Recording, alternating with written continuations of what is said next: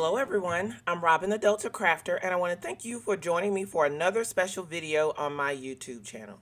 Today's video is a part of the 3C's fall collaboration that I host each season. This season I have a few of my crafty friends who also have YouTube channels joining me, and we're all centered around the fall theme of Autumn is Calling. I hope you check out their inspiring videos, which will be linked in the description box below. Let's go ahead and take a look at the products I'll be using for my video. In my video, I wanted to encourage everyone to use the products that you already have. Every product that I will be using in this video are things that I've had for either this year or for several years. So first up will be this Mushroom Mansion die set. This is new from Spellbinders, and new as in it came out this year. So I did purchase this earlier in the year. It had more of a spring look to it. I love that it has a little snail and decorations for the snail's shell as a part of the dies. Then I'm going to be using the Autumn Leaves Fancy dies from Hero Arts. Now these came out several years ago, but what I love about these dies is that these are a great scale to be used with that Mushroom Mansion set. If you think about having a tiny mushroom mansion and larger leaves, yeah, that's going to be really cute. I went through my stash and picked out several fall colored pieces of cardstock that I have. I'm not going to use every one of them, but I at least had a great lineup of inspiration. I pulled some regular distress inks from my stash in Black Soot, Walnut Stain, Wild Honey, Crackling Campfire, and Aged Mahogany. So the first thing that I'm going to do is I'm going to build my mushroom mansion. Now in this original die set, the way they showed it, it had the traditional red and white kind of mushroom coloring, and if you watch the Smurfs, it's kind of in that coloring. Let me know in the comments below if you know who the Smurfs are. I decided to give a little bit of an autumn spin to this mushroom mansion, so I'm using some craft cardstock, some cream cardstock, and some orange cardstock. And I've already taken those off camera and die cut those pieces out. And now we're going to just add some coloring and some detail to these pieces by using these distress inks. So I'm coming in with the Wild Honey, and I have to say, I think the inks that I pulled for this project match these colors so well. They just added so much depth and dimension to all of these die cuts. Now you can see there in my largest piece of the Mushroom Mansion, the cutouts for the windows, I kind of pulled those out and put them to the side.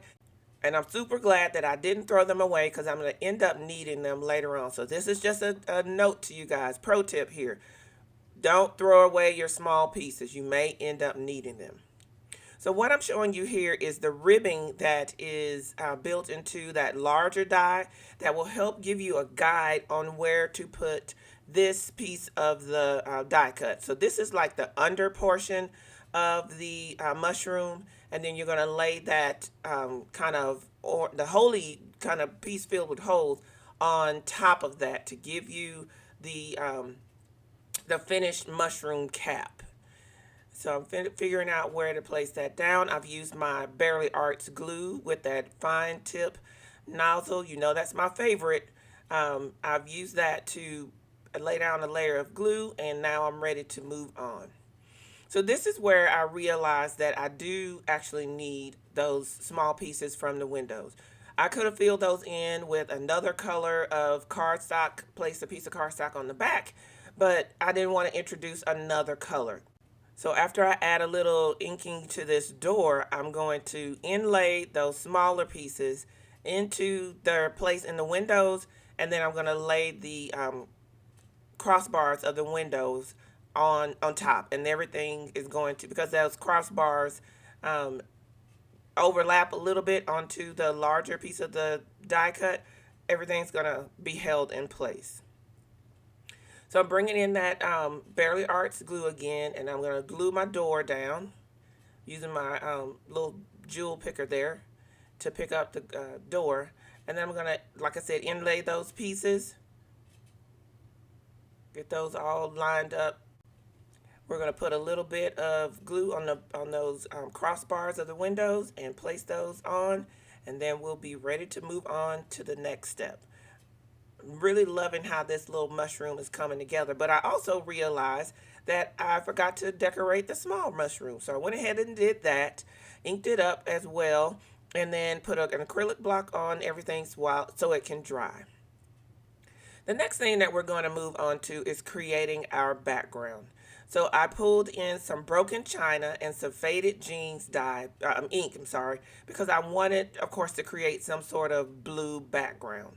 And so I'm going to lay down a layer of broken china all over the entire piece of the background.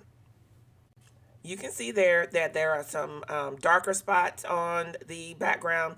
That's really not going to matter because we're going to come in now with one of my favorite stencils, the MFT cloud stencil, and we're going to add some clouds on top of the blue layer that we've already laid down. And we're going to do that with some faded jeans ink.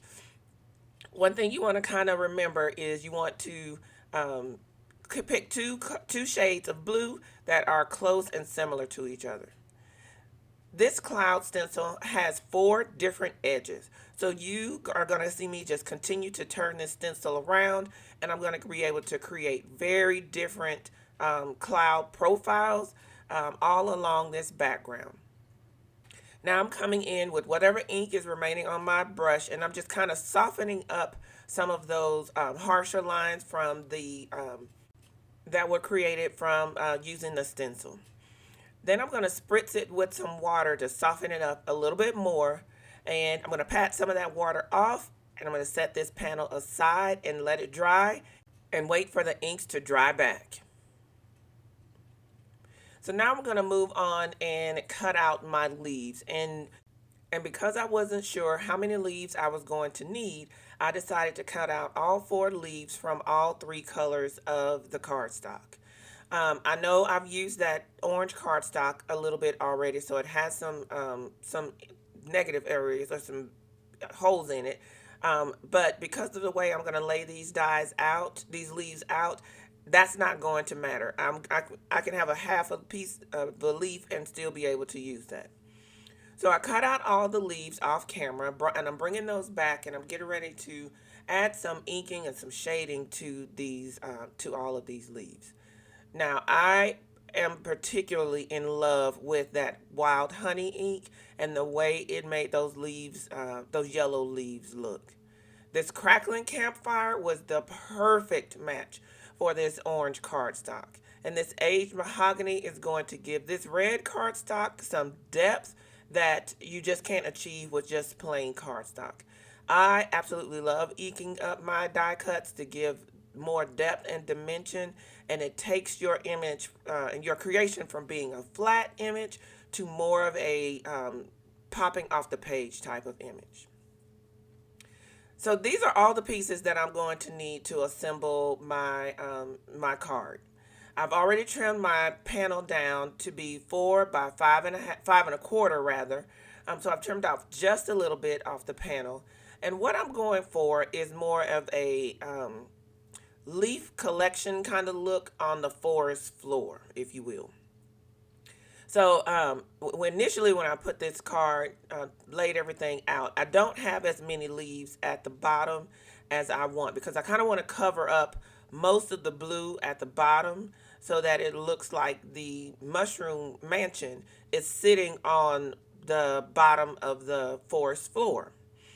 So I'm placing some of the leaves now in the back behind the mansion, and then I'm placing some in the forefront or the foreground as well. So I'm using my trusty Jennifer McGuire hack here and bringing in some of this press and seal to grab all of the items that I laid out, because I know I like that layout, and I kind of want things to stay where they are. So I'm going to put these down in kind of layers. So the leaves that are behind the mansion, I'm going to put that Barely Arts glue on those, lay those down, press those leaves in place, and then I'm going to pull everything else back up off of the panel. So you can see me here. I'm gently and carefully pulling back the press and seal tape so that I can lift the things that did not have adhesive on them off of the panel. So I was able to do that, and the background leaves stayed in place. I wanted to do that because I want to pop up the mushroom mansion, and eventually I'll pop up those leaves that are in the forefront as well. So I'm using some foam tape here to pop up this mansion. I'm going to place that all over the back of the mansion and peel away the backer tape. And then I'm going to put down the mansion. I didn't put any foam tape on the back of the leaves just yet, but I will later on. So you can see that's going to give the mansion just a little bit of lift off of the leaves. That's going to create some depth and dimension. And then I added some glue to the leaf tips where they are going to hang on to the front of the mansion. So I've added that there, and I'm now going to pull the press and seal tape all the way back and reveal everything. So I like where this is going. So I've pulled those leaves. I ended up having to pull them off because they weren't secured that well. Put a little bit of foam tape on them now that I know exactly where they will be on the mansion and what I need to actually cover. Put a little foam tape on the back of those and secured those to the mansion. For a little bit more depth and dimension, we're going to put some foam tape on the back of the panel and pop the panel up on the card base. By the way, I used Neenah Classic Crest Solar White for the panel, and I use Accent Opaque 120-pound weight for the card base. Now, some of these leaf pieces are hanging off just a little bit too far from the card, so I'm going to have to snip some of these off in order to make sure that the card fits into an envelope. But a couple of them that weren't peeking off that far, I decided to leave those in place. Excuse me. I may end up having to trim some of those once I try to put the card in an actual envelope, but for now we're going to go with this. After I realized I wanted to cover up a little bit more of the blue at the bottom of the mushroom mansion, I added some of those remaining leaves that I had in some of the pieces, and now we have a completed card. I want to thank you for joining me for another video on my YouTube channel and riding along with us on this 3C's Fall 2024 collaboration. I'm going to put a fall card making playlist together, so be sure to check that out. And check out all the other collaborators in this video collaboration. As always, you can find me on Instagram and Facebook at The Delta Crafter, as well as on my website, thedeltacrafter.com. Until next time, everyone, enjoy!